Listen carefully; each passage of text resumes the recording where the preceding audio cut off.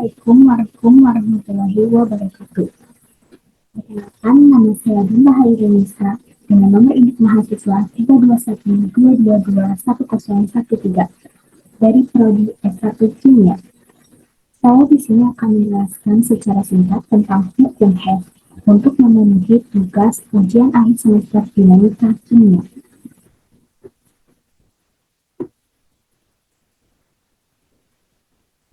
Nah, apa sih hukum HES itu? Pada tahun 1848, seorang ilmuwan yang bernama German Hess mengemukakan suatu hukum yang berhubungan dengan konsep termokimia, di mana hukum tersebut dikenal dengan istilah hukum Hess. Hukum Hess tersebut berbunyi, yaitu kalau reaksi itu tidak digantung pada lintasan, tetapi ditentukan pada keadaan awal dan keadaan akhirnya. Nah, maksud pada tahun 1848, seorang ilmuwan yang bernama German Hess mengemukakan suatu hukum yang berhubungan dengan konsep termokimia, di mana hukum tersebut dikenal dengan istilah hukum Hess. Hukum Hess berbunyi yaitu kalau reaksi tidak bergantung pada lintasan, tapi ditentukan oleh keadaan awal dan keadaan akhirnya. Nah, hukum Hess tersebut dikemukakan oleh beliau berdasarkan fakta-fakta yang dilakukannya, di mana beliau menemukan bahwa reaksi kimia dapat terjadi atau dapat berlangsung secara beberapa tahap, jadi tidak hanya satu tahap saja. Sebagai contohnya,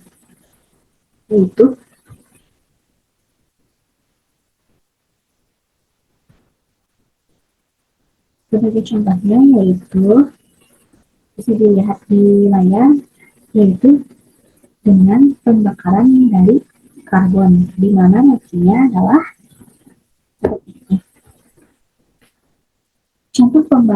contoh reaksi pembakaran. Contoh reaksi pembakaran di sini yaitu pembakaran karbon, di mana reaksinya seperti ini.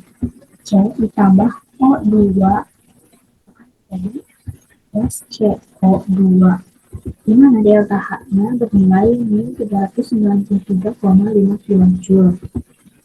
Reaksi pembakaran karbon di sini bisa berlangsung dalam 2 tahap.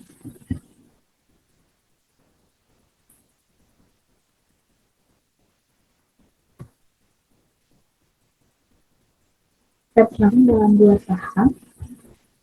Tahap 1 yaitu C plus setengah O2 menjadi CO2 dengan delta H min 110,5 kJ.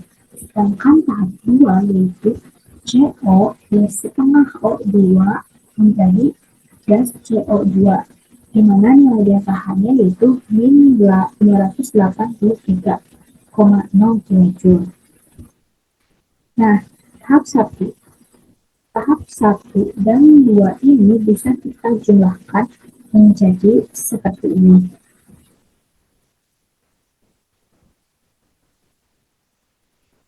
Kita coret CO yang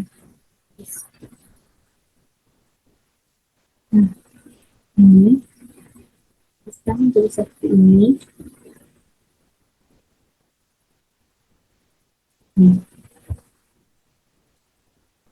Bisa menjadi seperti ini karena jadi di tahap 1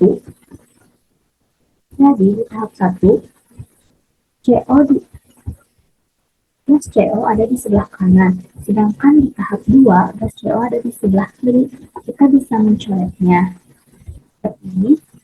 Setelah itu kita bisa menjumlahkan reaksi itu menjadi C plus O2. O2 ini karena setengah O2 ditambah setengah O2 menjadi 1 O2.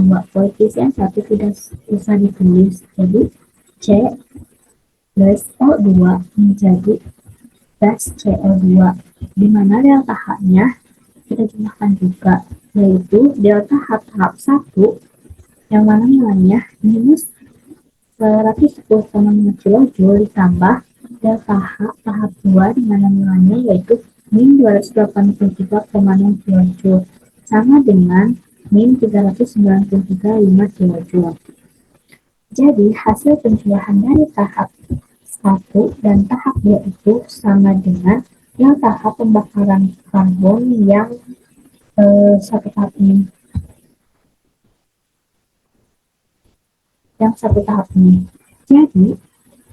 Jadi hasil penjumlahan dari tahap 1 dan tahap 2 itu sama dengan delta H dari pembakaran karbon yang satu tahap ini.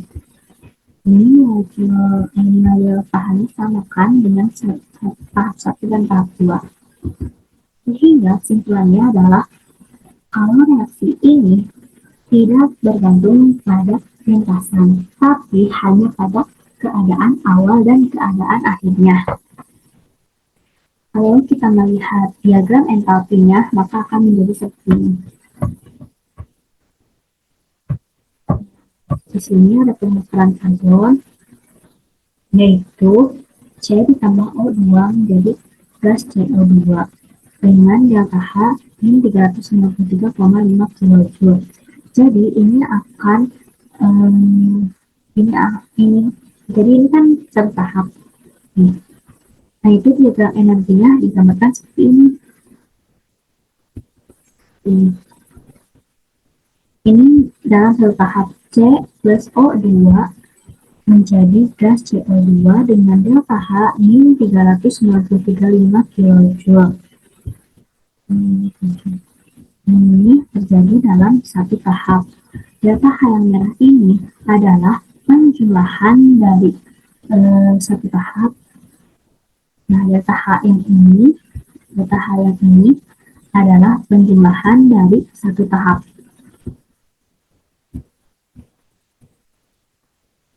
Di mana delta H tahap ini adalah pembentukan dari delta H tahap 1 di sini, pembentukan dari delta H tahap 1 di sini yaitu dengan reaksi CO plus setengah O2 dengan nilai delta H sama dengan min 110,5 kJ dan delta H tahap 2 dengan reaksi CO plus setengah O2 menjadi gas CO2 dengan delta H sama dengan min 283,0 kJ.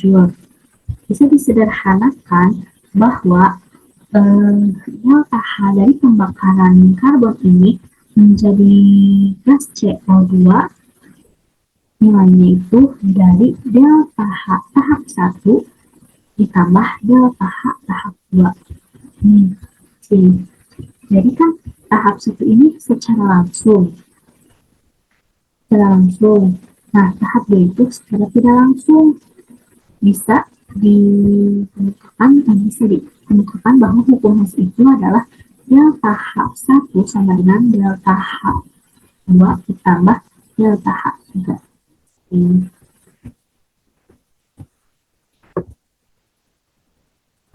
Lalu selanjutnya faktor yang mempengaruhi hukum Hess. Faktor yang mempengaruhi hukum Hess yang pertama yaitu jumlah zat yang beraksi di dalam kalorimetri, di mana jumlah zat ini akan menentukan panasnya. Lalu yang kedua, suhu atau temperatur. Semakin tinggi suhu, maka perubahan entalpinya akan semakin meningkat. Lalu yang ketiga adalah jenis reaksi yang keluar. Jenis reaksi yang keluar di sini tuh maksudnya apakah endotherm atau exotherm, karena dapat mempengaruhi si entalpi tersebut.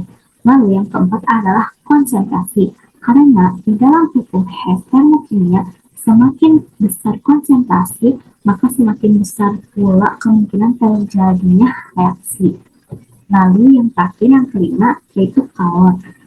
Kenapa kalor ini mempengaruhi hukum Hess? Karena kalor merupakan panas yang sangat mempengaruhi hukum Hess tersebut. Itu mungkin cukup sekian dari saya. Mohon maaf apabila ada kesalahan karena saya masih dalam tahap proses pembelajaran. Wassalamualaikum warahmatullahi wabarakatuh.